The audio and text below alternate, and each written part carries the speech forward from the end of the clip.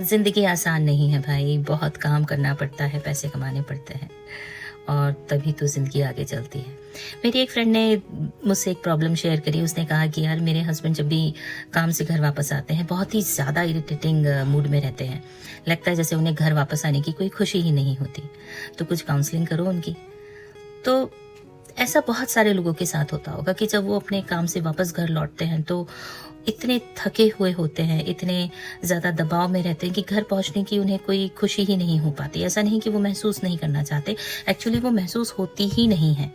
और आप एक जैसे एक साइकिल में चलते रहता है ना, एक लूप चलता है कि भाई हाँ काम से घर पहुंचे, थोड़ा आराम किया, थकान हुई, खाए पिए सोए, फिर सुबह उठे, फिर काम में जाने लगे और निरंतर ये दबाव जो है ये बढ़ता रहता है। तो एक्चुअली वर्क प्लेस में होता क्या है भाई, कभी बॉस के साथ आपकी बहस हो गई, कभी किसी साथ में काम करने वाले ने आपको कुछ कमेंट कर दिया, कुछ पेंडिंग काम है, कुछ काम का प्रेशर है, कहीं पे आप अच्छा से परफॉर्म नहीं कर पाए। ये सारी चीजें जो है आपको दबाव देती रहती हैं। एक्चुअली ये स्ट्रेस कैरी ओवर इफेक्ट है और इससे बहुत सारे लोग जूझते हैं। जब आप दिन भर प्रेशर में रहते तो आपकी बॉडी एक सर्वाइवल स्टेट में चली जाती है।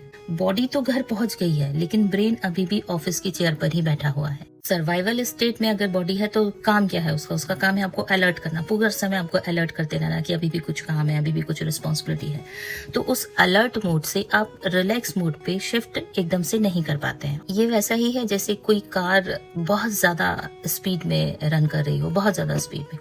अब आप उस पर एकदम से ब्रेक लगाते हैं तो वो एकदम से स्टॉप नहीं हो जाएगी। एक दूसरा रीजन ये भी होता है कि हम अपने इमोशंस को डंप नहीं करते। तो घर में आप एंटर करें इसके पहले जो आपके सप्रेस्ड इमोशन है उसको बाहर निकालिए। फॉर एग्जाम्पल, अगर आपको हर्ट हुआ है कि भाई बॉस ने आज मुझे डांट लगा दी तो मुझे हर्ट हुआ, प्रेजेंटेशन करते वक्त मुझे काफी टेंशन हो गई थी, या फलाने व्यक्ति ने मुझे ऐसा बोला, मुझे बहुत बुरा लगा।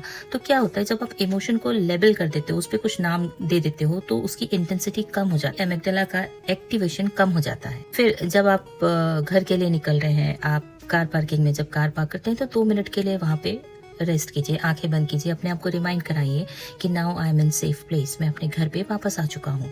गहरी सांसें लीजिए, अपने फोन को एरोप्लेन मोड पर डाल दीजिए, 5 मिनट आराम से बैठिए, कोई स्लो म्यूजिक लगाइए। ये सब आप करते हुए अपनी बॉडी को एक काम सिग्नल दे रहे हैं कि भाई अब तुम उस दौड़ भाग से, उस रश से वापस आ चुके हो और अब तुम्हें इस रिलैक्स मोड में शिफ्ट होना है।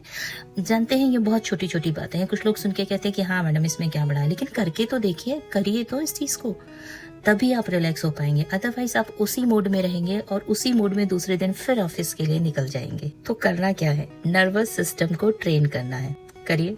Thank you.